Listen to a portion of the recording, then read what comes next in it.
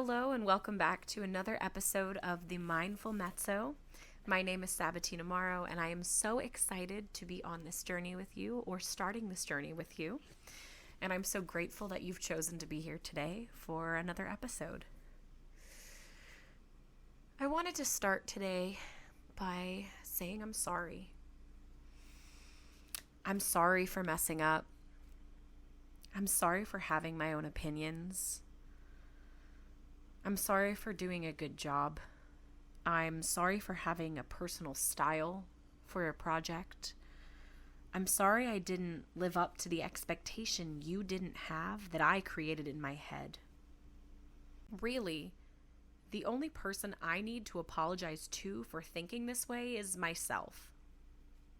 Let's talk about sorry.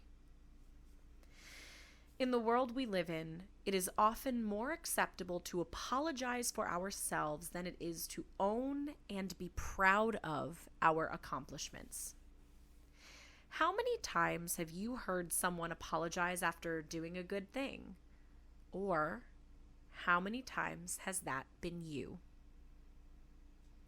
If you can count even one instance for either of those questions, it may be time for you to realize that you have nothing to apologize for and that it is time to become your own biggest fan. So, why do we apologize? For any number of reasons, we can often feel as if we are in the wrong without directly or indirectly consulting the world around us. We create scenarios that aren't true simply because it is easier than waiting around to find out the truth of a situation. This often goes hand in hand with a sense of shame or embarrassment for doing something, anything, well. We have this strange shared experience as human beings in this century where we often feel as though we have done wrong when we have actually done well. It is time to get rid of this experience. Have you ever had conversations in your head about the way that you think things will go and then they don't go that way at all? But for some reason you carry around a sense of guilt for this phantom conversation or scenario that you created, and maybe you want to apologize for it. Or perhaps you worked really hard on something and it didn't go the way you wanted, so you start apologizing to everyone around you, but they never knew how you wanted it to go. We will be so quick to apologize for ourselves for things that we worked so hard on, and the people around us don't know why we're apologizing. And the minute we start apologizing, we open the door to those people to start giving us their input. It is time to get rid of this experience. Where do we start? Let's take some steps. First, unless you have done actual wrong, remove the phrase "I'm sorry" from your vocabulary. Do not offer an apology where one is not warranted. This can give a random sense of power to those around us that they did not want, and that does not benefit us in any way. Second, find the root source of your reactive apology. Talk to someone about this need to always be sorry, even when you have done wrong. Some self-work may open doors for you. So this could mean speaking to a professional, speaking to a friend or a family member that you trust, but you may always feel the need to be sorry whether you've done wrong or not. And even when you have done wrong, you might still feel this extreme sense of guilt that might not even be warranted for that wrongdoing. And especially not for when you've done well. So talk to someone could be your second step. Third, learn to be your own biggest fan. I believe that if you can learn to be the president of your own fan club, you can stop apologizing in a reactive way. This can look like praising yourself for a job well done, being openly proud of yourself and not afraid to talk about it, showing up for yourself in any way that benefits you, and giving the people around you the benefit of the doubt. Assume that people around you are not scrutinizing you. Assume that they are celebrating you. So, you might be wondering, how do I do these things without people thinking I'm full of myself? To me, the answer is simple. If you show up for yourself in a way that encapsulates the ideas of self-love and self-pride, you are showing others how to be proud of you. The opposite can also be true, in my mind, if you show up for yourself in a negative way, like using the downfalls of others to show how amazing you are, that can appear negative. So, on the other side of the coin, if you show up for yourself in a way that is encapsulating the ideas of self-love and self-pride, you can teach others how to also show up for you in the same way. There's always that thought of do unto others as you want done unto you, speak to others the way you want to be spoken to. Show others the way that you are proud of yourself so they can be proud of you in the same way. So, we're going to be proud of ourselves productively and loudly. Where do we start? How do we do that? I like to think that if you would say it about your best friend, you can say it about yourself. If it can exist for them, it is good enough to exist for you. For example, you might say to a friend after a great artistic expression, "You did a great job today creating art." You will probably be the first person to say this to your friend, so also be the first person to say it to yourself. You might say to them, "You are talented and unstoppable." That's another thing you can say to yourself as well as to your best friends. If you can be proud of your friend without being afraid of being too prideful, you can exercise the same feelings personally. If you can be proud of your friend, unabashedly proud of your friend, and not be concerned that you're overindulging their ego, then I think you can be proud of yourself in a bombastic way without being too afraid of having too much of an ego. So once we've established that we can be our own biggest fan and that it's okay to do so, I think we start replacing some of the more negative, the more doubtful things with the positive, uplifting, and prideful things. So we can throw away "I'm sorry" and replace it with "I agree." A few years back, as a joke, I started saying "I agree" after receiving a compliment after a performance. I did this to stop myself from offering a random apology after I sang, because responding to "good job" with "sorry I messed a note" was not a healthy response. I was finding myself exhausted because after everything I did, I felt like I needed to apologize immediately. I couldn't do well without also saying "I'm sorry." And sometimes it didn't make sense in my head, but I look back and I realize they were related. Someone could say, "I loved your voice."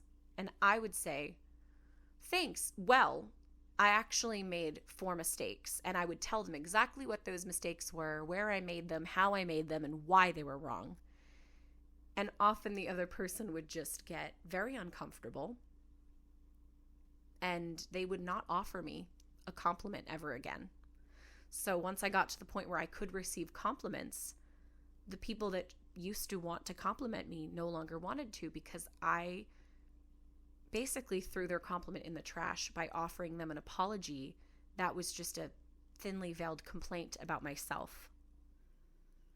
Sometimes when we offer a reactive apology, we are offering information that really has nothing to do with what we've been given. We've been given a "good job" and we respond with a "don't you know how bad I am?" And that wasn't what they were talking about. They said "good job." And I became exhausted.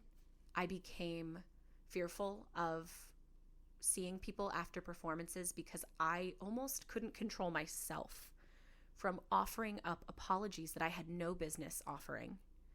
And I would get so stressed after a show, I wouldn't want to talk to anyone in the audience because I thought the worst thing that they can do right now is tell me good job when I have to fabricate some sort of apology. I always felt that even when I did well, I had to have an apology on hand to show people that I wasn't actually good at something. Now, like I said, for our second goal was maybe talking to someone about it. I think that talking to someone about that, if you also experience that, can be so helpful and can be such a great place for you to start growing from. You can really be nurtured in a garden of self-love if you start to understand that you no longer have to keep apologies in your back pocket. No one is expecting you to pull out apologies like you'd pull out your cell phone. I think we're so far past that, but we're so not used to being far past that. And so that's our default, is to be sorry and to reactively apologize. So I started agreeing. After a good job, I would say, thank you. I worked hard on that. And I started to notice that people stopped looking for apologies from me and even began offering me their own pride and self-gratitude. Now, this was a slow process, but it does bring me joy. And I truly do mean when I said I started this as a joke. I was so young and I got so tired and so sad every time I had to apologize to someone because I told them I had to apologize to them, or I told myself I had to apologize. It started as a joke. People would say, good job, and I'd go, I know, that was great. And people would laugh, but then we would talk. And I'd get to talk to them about their good job. And it became this positive shared experience where it didn't become the casual, expected conversation of another performer saying good job. I said, well, I made a mistake in measure 12. And they go, I made a mistake in measure 15. And then we spend 30 minutes pooping on all the amazing things we've done.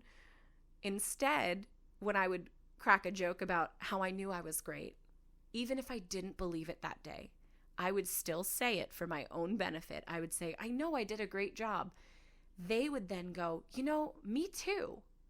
And we would talk for 30 minutes instead about how terrible we were, about how amazing we were, and how we couldn't wait to do it again. The conversation shifted as soon as I started agreeing. The conversation shifted from negative to positive, and it's instant. I really hope you get to try this, and for you, I hope it's not a joke. I want it to be very serious.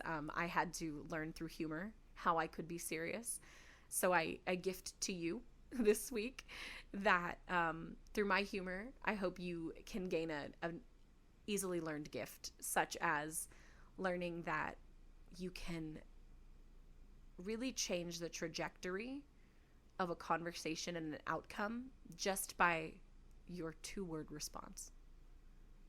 Get rid of I'm sorry, replace it with I agree, or thank you, or me too.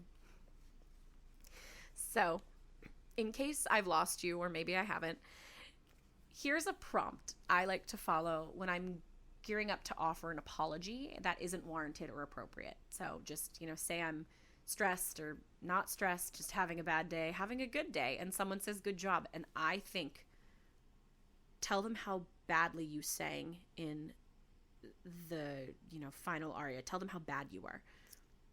Here's what I will do. I will pull out from my little arsenal of what used to be jokes that are now a huge part of my life. I'll pull out, thank you for saying that. I worked so hard on insert whatever you want, and I'm so happy that it came across. Thank you for saying that. I worked so hard on this, and I am so happy it came across. Honestly, I think you should say it with me. Let's go. Thank you for saying that. I worked so hard on this, and I am so happy it came across. Another one that I like is I appreciate your kind words. I had so much fun doing this. Feel free to say it with me. I appreciate your kind words. I had so much fun doing this. And a final one, just for fun. They say, good job, you sang well. Or, good job, I thought you sang well. I'd say, me too. I really thought I did that well. So say it with me, friends. Me too. I really thought I did that well. Agree with compliments. Don't apologize. And I know that it's jarring to immediately respond to a compliment with thank you, I thought so too. But I promise you, that does not make you look like you have a big ego. It makes the people around you honestly feel a little bit better that they complimented you, which we're not here for them, we're here for us. But when you validate someone giving you a compliment, it will only strengthen that bond that you have between them of, performer and audience member, of colleagues, of even a boss or a director. If they compliment you and you say, thank you, I thought so too, and I'm really proud and I'm really grateful you said that, they're going to think, wow, you worked really hard. And that will leave an impression on them in a way that's different from the impression you'll leave when you apologize and start, throwing yourself under the bus. Because what they'll remember, sure, they'll remember the performance and how amazing you were, but they'll also remember how you handled your mistakes or how you handled your job well done. And I always try really hard to leave just my big smile on their brains. I want to always have a positive outlook, even if I'm having a terrible day. And I'll be honest with them. I'll be like, today was a really bad day, but I thought I pulled through and I'm really proud of what I did. And if I'm not proud of it, I won't exactly make that super public knowledge, because I'll try to turn it around for myself and say, maybe I did make a lot of mistakes, but what I will say when someone says good job is not, well, but I made a lot of mistakes. I'll think to myself, I made a lot of mistakes, but thank you for saying that. You don't have to go into detail. You can just say thank you. When you receive a compliment, you don't have to say I'm sorry. Just say thank you. Agree with compliments. Don't apologize. Just a little thought on that is that offering apologies gives people the go-ahead to start nitpicking on our behalf. And sometimes they won't stop. On occasion, I've seen a colleague offer a random apology after a performance, and the person they apologized to began to criticize the colleague every time they created a new art or a new performance. This colleague got stuck in a cycle they didn't even know that they set in motion. So by offering a reactive apology and offering this sort of self-fulfilling prophecy that no one asked for, sometimes we're giving people around us the go-ahead to also start criticizing us when that was never their intention to begin with. It's already hard enough. We already criticize ourselves enough. So I think it's a really good idea to not give them that ammunition. Do not give them that fuel. Give them only fuel that will make your life even more positive, that will validate you. Because chances are the apology that you were, holding in your back pocket isn't real. We've probably made it up, because if it was in our back pocket to begin with, that means we had to prepare it. We don't just pull out, a speech with words already written that we've never seen before. If we're going to give a speech, we've written the words and we've thought about it. So if we pull out a speech from our back pocket about the mistakes we've made, chances are it was waiting there to be used.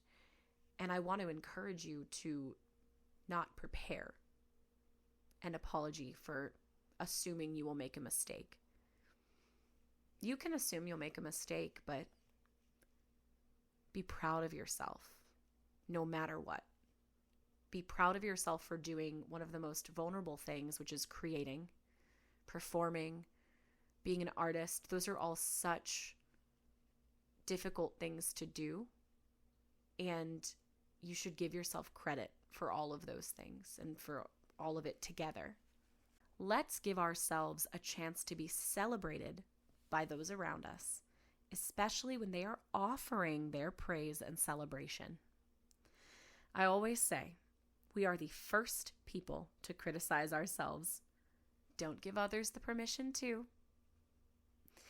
It is so easy to fall into a culture of free-for-all criticism.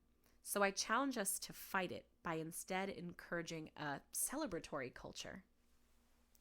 The next time someone compliments you, I challenge you to say thank you and then offer your most prideful commentary about yourself. Thank you so much. I worked really hard on the diction there, and I'm really glad you got to hear every word. Thank you so much. I've been practicing my high C, and I'm so glad that you liked it. I liked it too. Or, I agree. I also think I did a really good job, and it makes me so happy that you think so too. It is okay to agree with people when they have wonderful things to say about you. We are not less of a human or less of an artist if we do not disagree when we receive positive feedback. We do not have to disagree when we receive positive feedback. We can agree. We are so afraid often to agree with wonderful things being said about us because we are reactive, we are vulnerable. We may perceive everything as an attack, whether it's good or bad.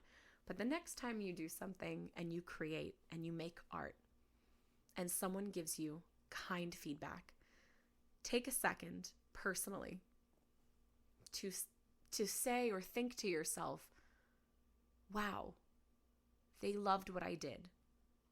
Acknowledge to yourself that someone loved what you did, because chances are you're performing because you love it. You're creating because you love it. You're an artist because you love it. And to reach someone else and to touch someone else through your art, through your vulnerability, is so incredible. And so, if someone compliments or comments or celebrates what you've done, do not take away from yourself by apologizing. Do not rob yourself of the experience to be celebrated. Do not rob yourself of a chance for positivity and for a chance to connect with someone. When we apologize to them reactively, we are shutting down what they are feeling. We are invalidating their kindness and the way they felt. If someone comes up to me and says that they loved my performance and it moved them to tears, and all I have to say is, well, thanks, but I sucked, they're immediately going to think, why did I say that? Why did I talk to her about the performance? I shouldn't have said anything. Why would I, go out on this limb, and why would I feel these things? And I'm not saying that's everyone, but that can happen. I felt that way in a response when I've complimented someone and they've given me that reactive apology or that reactive, offering of wrongdoing. I'll think, well, I guess next time I just won't say anything because, I guess maybe they didn't want me to feel this way, or maybe I'm stupid for feeling this way. And those are all my own perceptions, but they are things that others can feel. So if we shut down a shared experience by telling someone we were just, we were bad and we made mistakes, their experience is then gone. Instead, try to cultivate it. Talk to them about the experience. They loved what you did. You loved what you did. Talk about that. It's okay to share your pride with others. It's okay to be so inexplicably proud of yourself that you want to talk about it. You do not have a large ego because you are proud of yourself. I hope that you are proud of yourself if you've gotten this far, if you've gotten any amount of depth in your journey. I hope you are so proud of yourself for committing your life and your career to being passionate and vulnerable, and for creating things for others. Not everyone can communicate through the arts. Artists can communicate through the arts, and what you are doing for others is so powerful and life-shattering, and in good ways. And I don't want there to be this culture, and I mean, just because I don't want it doesn't mean it'll go away, but I don't want there to be this culture in the arts that we have to apologize and point out our mistakes, because we don't. Because we don't. Celebrate. Be proud. Stop saying I'm sorry and start saying I agree. Now, if you are not operating heavy machinery, not driving a car, not walking your dog, I would invite you to breathe in 5s with me. So again, we breathe in for 5, hold for 5, out for 5, hold for 5.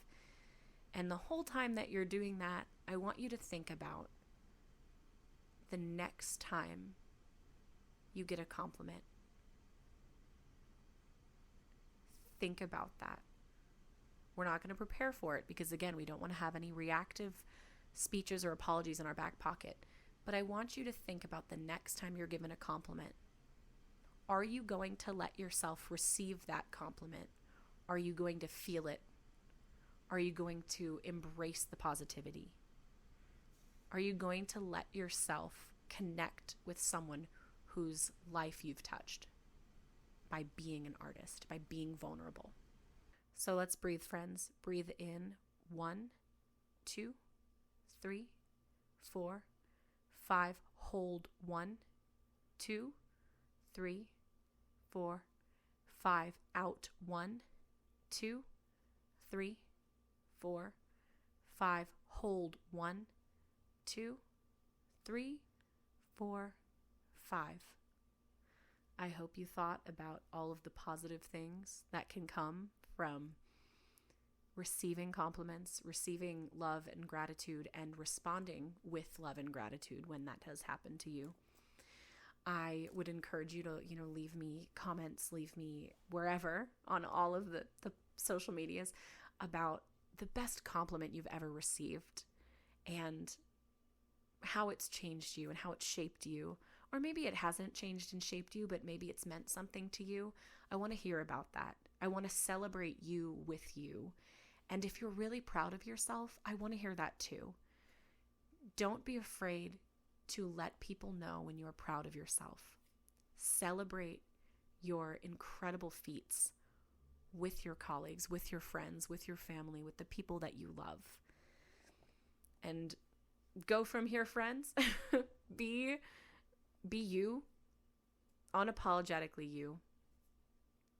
Just, be so honored that we get to create together in this century. And I will see you on the next episode. Bye.